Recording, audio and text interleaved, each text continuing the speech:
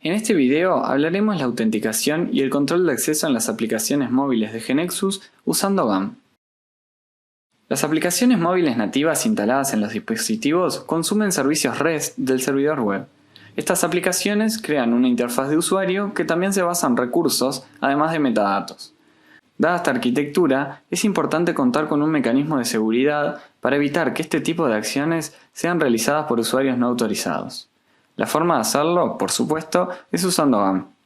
Al igual que en las aplicaciones web, a través de la configuración de habilitar la propiedad de seguridad integrada, estamos agregando seguridad automáticamente a la aplicación móvil.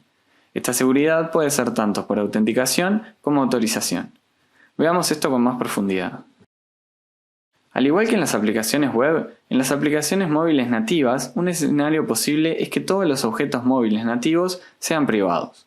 Configurando nuestra aplicación con el nivel de seguridad integrado en autenticación, lograremos que todos los objetos requieran de que el usuario se encuentre con una sesión activa. Veamos ahora cómo se comportan y funcionan los tipos de autenticación en aplicaciones móviles. Comencemos con el tipo local.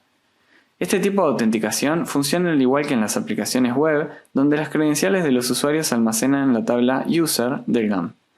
Como ya hemos mencionado, la contraseña no es almacenada, en su lugar se almacena un hash de esta, utilizando una clave única para cada usuario y el algoritmo SHA-512. Luego, simplemente se hace un pedido POST desde el cliente al servidor, donde en este caso el cliente corresponde al dispositivo móvil. Por detrás, en lo que es bajo nivel, este y todos los métodos de autenticación con GAM utilizan el protocolo OAuth 2.0. Aquí podemos ver un ejemplo de lo que sería el pedido POST que mencionamos. El pedido se realiza a la URL de nuestra aplicación, seguido de /OAuth/AccessToken. Como parámetros, se le incluyen los típicos Client ID y Client Secret, el Grant Type y Scope, y finalmente el nombre de usuario y contraseña. En caso de que el pedido sea correcto, deberíamos recibir un JSON como el siguiente, con todos los datos de acceso e identificador del usuario. Esto les puede ser de utilidad para probar sus propios tipos de autenticación, donde la prueba la pueden realizar con cualquier herramienta de pruebas de APIs. En temas anteriores, habíamos revisado el mecanismo de login para las aplicaciones web. Veamos ahora cómo funciona esto en las aplicaciones móviles. Para ver esto, nos centraremos en el objeto GAM-SDLogin, el cual está incluido en las implementaciones de referencia que trae GAM. En este caso, el inicio de sesión local se realiza mediante el external object genexus.sd.action y su método de inicio de sesión llamado login. Por atrás, una vez iniciada la sesión, se almacena la información en el dispositivo, pero de forma cifrada, guardando un token de seguridad utilizando el keystore, en el caso de Android, o keychain, en el caso de iOS.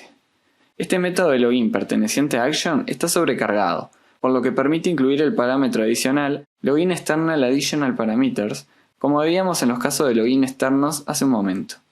Veamos esto con otro ejemplo y detalle. Este parámetro que mencionamos debe corresponder al objeto llamado de la misma manera, el cual luce así. Un objeto de utilización de esta sobrecarga en el método de login SD puede ser el siguiente.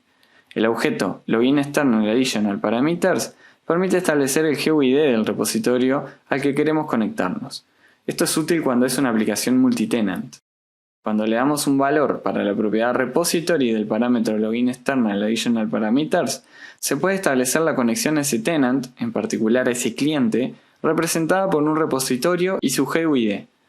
Además de esta opción que utilizamos, tenemos otras que pueden ser el nombre del tipo de autenticación y una lista de propiedades dinámicas ID y valor que podría necesitar la aplicación. Volviendo a las pruebas manuales, podemos replicar el pedido de login que veíamos antes, pero esta vez agregando esos parámetros adicionales que comentábamos. Para hacer esto, agregamos al pedido el parámetro Additional Parameters y en él incluimos los datos que queremos adicionar al pedido. En este caso, vemos que se incluye el nombre del tipo de autenticación que queremos utilizar y dos propiedades de las que mencionábamos anteriormente como ID valor, donde en este caso es el nombre de una compañía y su sucursal. Como ya hemos visto en el tema de autenticación, podemos utilizar a Google como proveedor de identidades para el inicio de sesión. Veamos una configuración de esto. En el sitio de Google debemos crear una aplicación de cliente y obtener la información y secreto del cliente. La URL de este sitio es la siguiente. Primero vamos a la sección API y servicios y hacemos clic en la sección credenciales, seleccionando ID de cliente OAuth. Luego seleccionamos Aplicación web en el tipo de aplicación. Una vez hecho esto, debemos cambiar las URI de redirección. Ahí podemos especificar la URI completa de nuestra aplicación, incluido /about, /gam, /signin, como se ve en la imagen. Esto último es importante y aplica sin importar si nuestra aplicación es Java o .NET. Siempre se debe especificar la URL completa de la aplicación, incluyendo el directorio virtual, seguido de /about, /gam, /signin. Luego de confirmar esto, obtenemos nuestra información del cliente y terminamos de este lado. Ahora configuremos nuestra aplicación desde el backend de GAM. Para eso, creamos un nuevo tipo de autenticación de Google y completamos la información con la proporcionada por Google. Algo a destacar en este paso es que en el campo Local Site URL solo se necesita ingresar el dominio del servidor que ejecuta la aplicación. No es necesario ingresar la URL completa del sitio, pero en caso de ingresar, no se debe incluir el /servlet en Java. En este momento ya tenemos configurado el lado de Google y del backend. Pero como estamos en una aplicación móvil, necesitamos una lógica distinta en el login de nuestra aplicación, por lo que debemos agregar un evento en el que nos autentique con Google. Vemos que esta lógica ahora utiliza el método login external del External Object Action y como primer parámetro se le indica que es un tipo de autenticación de Google a través del dominio GAM Authentication Types. Luego el nombre de usuario y contraseña serán ignorados y por último tenemos a Login External Additional Parameters, que con él podemos indicar información adicional al login que nos sea de utilidad. En este caso, le definimos el nombre del tipo de autenticación. Esto es de utilidad en el caso de que tengamos más de un tipo de autenticación de Google en el repositorio y con este nombre vamos a poder seleccionar el que queramos. Si no es así, podemos hacer el llamado de login sin utilizar este parámetro. Más adelante veremos con más detalle este atributo y con esto terminamos el proceso de autenticación con Google. Ahora veamos el caso de Facebook. En el curso introductorio mostrábamos cómo hacer un tipo de autenticación con Facebook, por lo cual no repetiremos esto. Pueden consultar cómo hacer esto en dicho curso o en la wiki de GNexus. Al igual que en el caso de Google, una vez que tenemos nuestro cliente y el tipo de autenticación en el backend de GAM creados y configurados, necesitamos una lógica personalizada en la aplicación. En este caso, nuevamente agregamos un evento nuevo con lo siguiente. La explicación es la misma que la de Google, con la diferencia que ahora en el primer parámetro de login external le indicamos que el tipo es de Facebook. Autorización. En el caso de los paneles SD, GAM comprueba si el usuario tiene permisos para ejecutarlo. Para eso verifica que el usuario tenga el permiso prefix-execute, donde prefix es el prefijo del permiso definido para el objeto. En caso de que se detecte un error del permiso, se mostrará en pantalla el mismo o se va a redirigir al objeto especificado como no autorizado para la propiedad SD. En los paneles y Word with SD, la lógica de negocio se resuelve utilizando Web Service REST. Cuando se generan estos objetos, también se generan proveedores de datos expuestos como servicios web REST. Estos servicios web se vuelven privados cuando declara la seguridad sobre los objetos mencionados. Un detalle a tener en cuenta es que las acciones en los paneles de los Word with SD están relacionados directamente con el Business Component asociados con el Word with. Esto significa que si se aplica el patrón trabajar con a una transacción, esta se guarda automáticamente como Business Component expuesto como servicio web REST. Para controlar los permisos sobre las acciones de insertar, actualizar y eliminar, se debe declarar los permisos sobre el propio Business Component. Dado que la idea es validar si el usuario tiene derechos para ejecutar un objeto dependiendo del método con el que se emite la llamada, el método GET requiere el permiso prefix service execute, donde en este caso prefix es el permiso definido para el Business Component, y este es el permiso mínimo requerido. El resto de los permisos son insert, update y delete, y acá como siempre tenemos el full control que abarca a todos los permisos. Anteriormente nombramos que se podía redirigir al usuario hacia el objeto de no autorizado en caso de que no tuviera permisos para acceder a un recurso. Este objeto lo podemos configurar en el nivel de versión del AKB bajo la sección Smart Device Specific. Y no solo podemos configurar ese, sino que también desde allí es donde podemos definir qué objetos serán los asociados al login y cambio de contraseña. Veamos una particularidad de este último. Al igual que en las aplicaciones web, cuando un usuario se le expira o debe cambiar su contraseña, se lo redirige automáticamente al objeto de cambio de contraseña. En particular para mobile, tenemos el objeto GAM SD Change Password, dentro de los objetos de ejemplo ya incorporados por GAMP y se puede utilizar para este cometido. Como dijimos antes, si se dan las condiciones en las cuales el usuario debe cambiar su contraseña, no podrá hacer más nada hasta que no produzca el cambio, ya que las aplicaciones siempre lo van a redirigir al objeto que se configuró para cambiar la contraseña. Con GeneXus tenemos la posibilidad de tener aplicaciones tanto online como offline. Veamos las diferencias que estas tienen junto a sus objetos y métodos. Comencemos con las offline. La arquitectura de estas aplicaciones móviles tiene que considerar dos situaciones en las que estas aplicaciones deberían funcionar: cuando la aplicación está desconectada y cuando tiene una conexión. En el primer caso, la aplicación debe poder procesar datos e interactuar con una base de datos sin conexión a la red. En el segundo caso, la aplicación puede sincronizar datos con el servidor invocando servicios REST. Sin importar si se está conectado o no, el procedimiento de la aplicación se realiza en el dispositivo actualizando su base de datos local. Una vez que se establece la conexión, la aplicación ejecutará la sincronización de sus cambios que se hicieron mientras estaba desconectado. Una aplicación móvil de estas la podemos dividir en dos componentes: un componente local y un componente de servidor. El servidor puede tener un backend para la aplicación, la base de datos y una capa de servicios para la sincronización de datos con los dispositivos. En los dispositivos, las aplicaciones también tienen una base de datos con un subconjunto de los datos del servidor y toda la lógica que debe ejecutar localmente. A su vez, la aplicación también tiene todos los metadatos necesarios para el diseño de la interfaz de usuario y los eventos del usuario. Ambos componentes se comunican a través de los servicios REST para realizar la sincronización necesaria para completar la base de datos local y enviar las modificaciones realizadas en el dispositivo al servidor.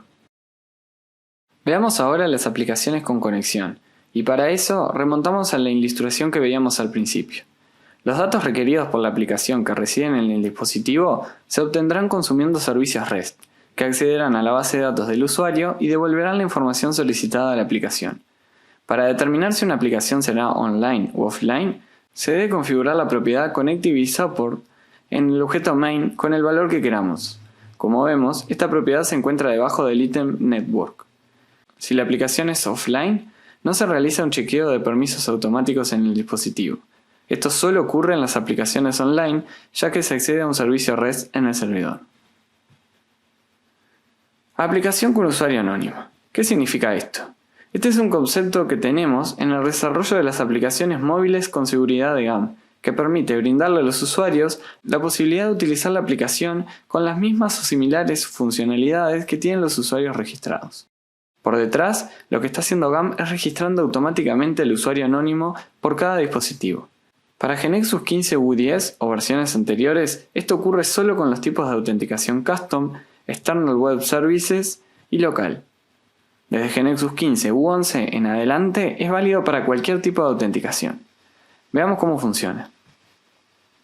Cada dispositivo cuenta con un identificador para el mismo. Entonces, cuando un usuario empieza a utilizar la aplicación, automáticamente se crea un usuario de GAMP usando dicho identificador y pide un token.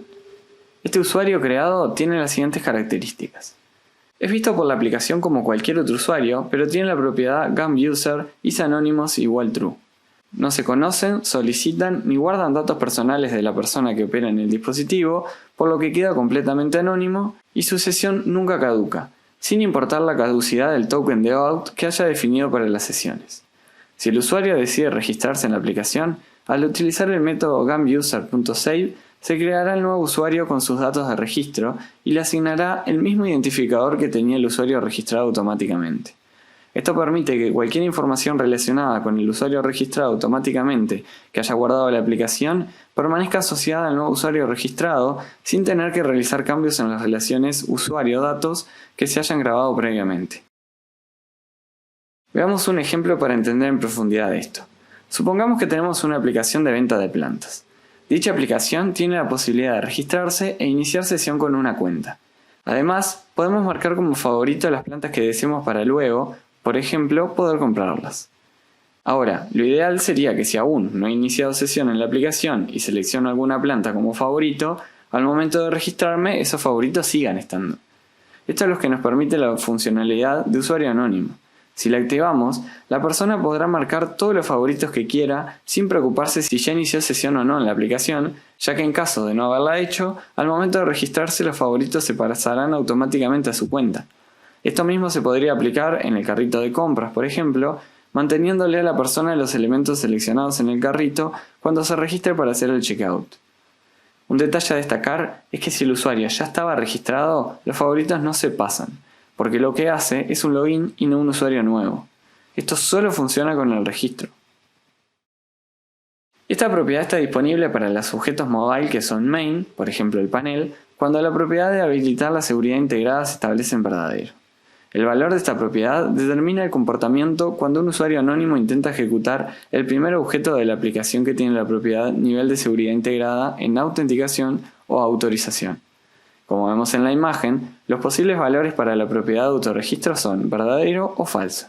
Si seleccionamos falso y tenemos definido el nivel de seguridad integrada en autenticación o autorización, al usuario anónimo se le desplegará un diálogo indicándole que necesita iniciar sesión o registrarse. Si seleccionamos verdadero, en lugar de solicitar iniciar sesión o registrarse, la aplicación va a crear automáticamente un usuario en función de la información del dispositivo móvil del usuario.